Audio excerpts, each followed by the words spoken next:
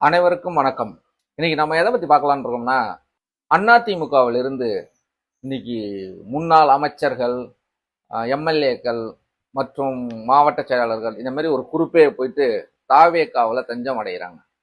இதனால எதிர்காலத்துல இந்த ரெண்டு கட்சிகளுடைய நிலை என்னவா இருக்கும் அப்படிங்கிறத தான் நம்ம பார்க்க போறோம். வாங்க வீடியோக்குள்ள தெளிவா போய் பார்ப்போம். இப்ப நீங்க பாத்தீங்கன்னா ஒரு 6 அமைச்சர்கள், 6 முன்னாள் அமைச்சர்கள், எம்எல்ஏக்கள் இப்ப வெற்றி பெற்றவர்கள் போய் தாவேகாவில் இணைஞ்சிருக்காங்க. ஏன் இணைஞ்சாங்க அப்படிங்கிற ஒரு கேள்வி பொதுமக்கள் இடையிலே இருக்கு. கேட்டா என்ன சொல்றாங்கன்னா, இதுக்கு முந்தைய ஆட்சி காலங்கள்ல நாங்க எதிர்கட்சியா இருந்து எங்களால மக்கள் பணியை சரிவர செய்ய முடியவில்லை அப்படின்னு சொல்றாங்க. ஓகே, அப்ப எதிர்கட்சியா இருந்தா அவங்களுக்கு தேவையான நிவாரணங்களோ இல்ல சலுகைகளோ இல்ல அவங்களுக்கு மக்கள் தேவைகளை அரசு பூர்த்தி செய்யாதுன்னு சொல்ல வராங்களா? நாம அப்படிதான் எடுத்துக்க வேண்டியிருக்கு. ஓகே, எனிவே அவங்க போய் சேர்ந்துட்டாங்க. இதையும் தூய சக்தின்னு சொன்ன தாவேகா தலைவர் ஜோசப் விஜய் அவர்கள், என்ன இப்படி சொல்றேன்னு பாக்குறீங்க? ஜோசப் விஜய் அவர்கள், ஜோசப் விஜய் அவர்கள் பாகுபாடின்றி வாங்க வாங்க வாங்கன்னு சேர்த்துக்கிறாங்க. அப்ப அவங்க ஊழல் சக்தி, எந்த எதிர்ப்பும் கிடையாது, தீய சக்தியிலேருந்து வந்தாலும் எந்த பிரச்சனையும் கிடையாது, யாரு வேணாலும் நீங்க வரலாம், நாங்க சேர்த்துப்போம் அப்படிங்கிற மனநிலையில தான் தாவேகா அரசு. ஓகே, இதுல இது எல்லாருக்கும் தெரிஞ்ச விஷயம்தான். ஆனா எதிர்காலம் என்னவா இருக்கும்? ஒருவேளை என்னவா இருக்கும்? எனக்கு தெரிஞ்சு ஒரு சாமானியனா நான் சந்திச்ச அடிமட்ட தொண்டர்கள்டேந்து கேட்டு தெரிஞ்சுக்கிட்ட விஷயத்தை பத்தி தான் உங்கள்ட்ட பேச போறேன். நான் அதிமுக தொண்டர்கள், அடிமட்ட தொண்டர்கள், ஓட்டர்ஸ் மட்டும்தான் அவங்க இல்ல மாவட்ட செயலாளரோ இல்ல மற்ற பதவிகள்லையோ எதுலையும் இருக்க மாட்டாங்க.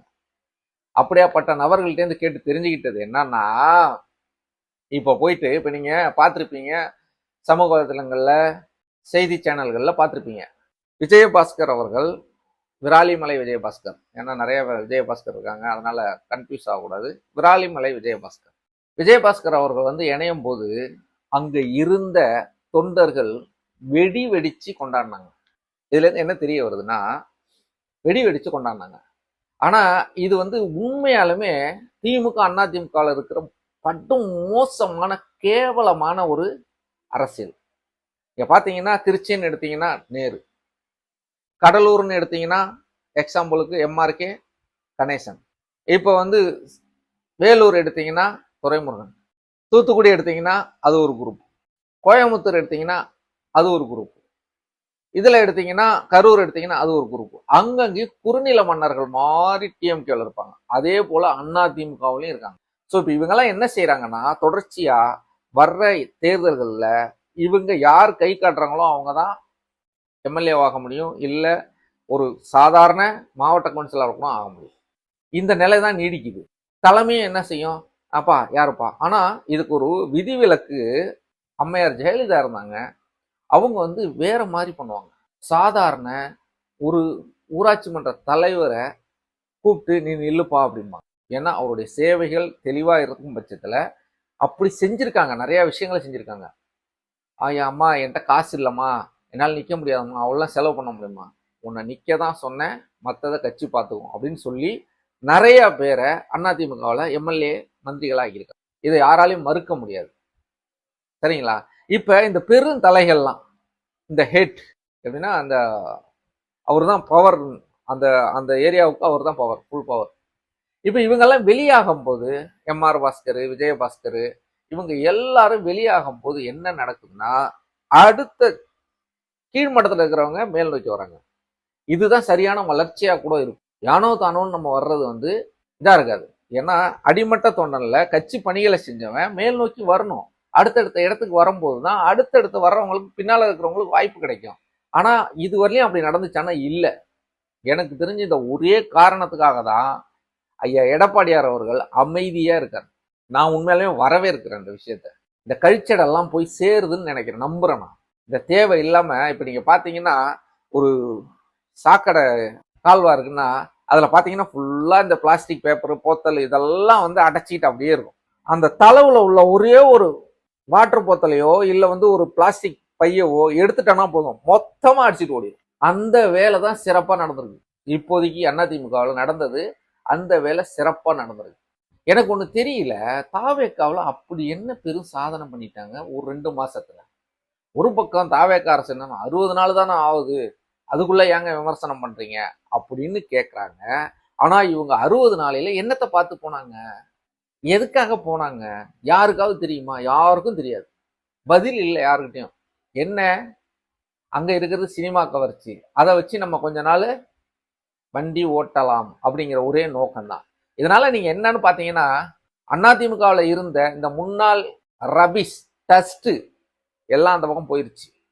இப்ப அந்த ட்ரைனேஜ், அந்த கால்வாய் சுத்தமா இருக்கு அப்படின்னு நான் நம்புறேன். இது வந்து சாமானியர்கள் சொன்ன கருத்து, என்னுடைய தனிப்பட்ட கருத்து கிடையாது.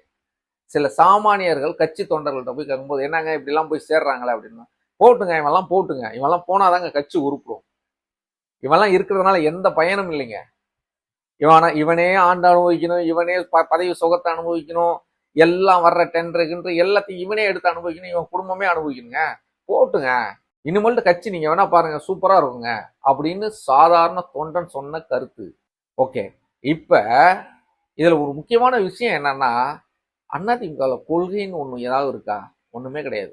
கொள்கை கோட்பாடு எதுவுமே கிடையாது. ஆனா இந்த காலத்திலையும் இந்த காலகட்டத்திலையும் கொள்கை கோட்பாடு பேசுறது எனக்கு என்னவோ உடன்பாடு இல்லைன்னு தான் தோணுது. உண்மையாலுமே அதுல எனக்கு உடன்பாடே கிடையாது. ஏன்னா கொள்கை கோட்பாடு பேசினா மக்களுக்கு புரிய மாட்டாங்குது. புரியாததை பேசி அவங்க எப்படி புரிய வைப்பீங்க? அதனால அவங்களுக்கு அந்த இது இல்லை. அவங்க வந்து அதிமுகங்கிற கட்சி உருவானது எம்ஜிஆர்ங்கிற ஒரு நபரால். இதை யாராலையும் மறுக்க முடியாது. எம்ஜிஆர் கிட்ட இருந்தது அரசியல் ஆளுமையை விட ஒரு படி மேல இருந்தது திரை கவர்ச்சி. அந்த திரை கவர்ச்சி இப்போது சோசப் விசைகிட்ட இருக்கு. எப்படி? சோசப்பு விசைகிட்ட இருக்கா? அப்ப அங்க நோக்கி இந்த ரசிகர் கூட்டம் படையெடுத்து போயிருச்சு.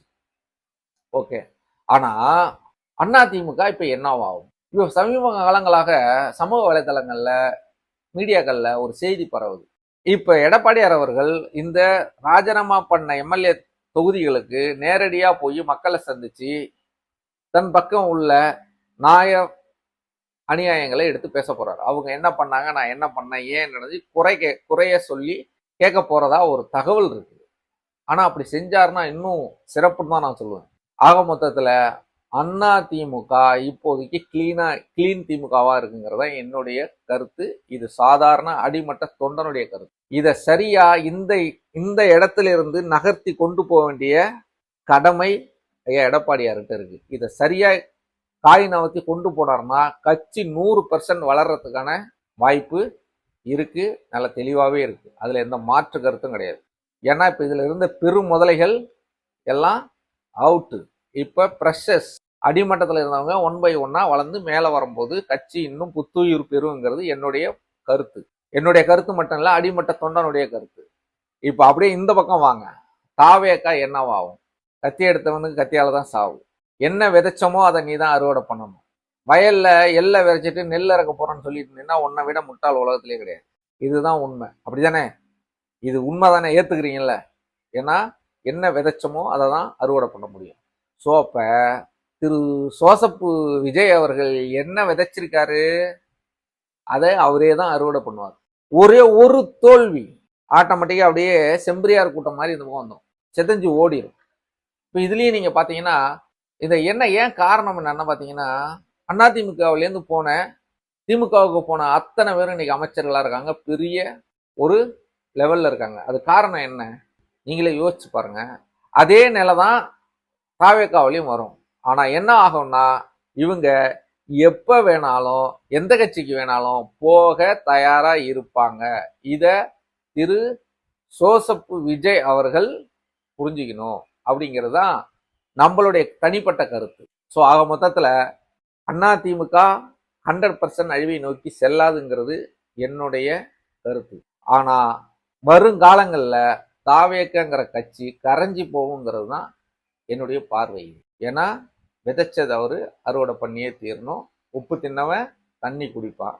இதுல எந்த மாற்று கருத்தும் கிடையாது. நீங்கள் வாங்க, அடுத்தடுத்த நிகழ்வுகளை வச்சு அதிமுகவினுடைய செயல்பாடுகள் எப்படி போகுதுங்கிறத நம்ம கூர்ந்து கவனிப்போம். கவனித்து சாதாரண அடிமட்ட தொண்டர்கள்ட்ட கேட்டு அறிந்து நம்ம தகவலை பரிமாறி கொள்வோம். ஏன்னா நான் பெரிய அரசியல் விமர்சகரோ கிடையாது, இல்லை ஒரு பெரிய பத்திரிகையாளரோ கிடையாது. ஒரு சாதாரண காமன் மேன் தான், சாதாரண மனுஷன், 10 பேரை சந்திக்கிற மனுஷன். அதனால அந்த சந்திச்சு பேசுனதுல கிடைக்கக்கூடிய கருத்துக்களை தான் எடுத்து நான் உங்கள்கிட்ட பகிர்ந்துக்கிட்டு இருக்கேன். நீங்கள் நம்ம சேனலை சப்ஸ்கிரைப் பண்ணுங்க, லைக் பண்ணுங்க, ஷேர் பண்ணுங்க, சப்போர்ட் பண்ணுங்க. நன்றி, வணக்கம்.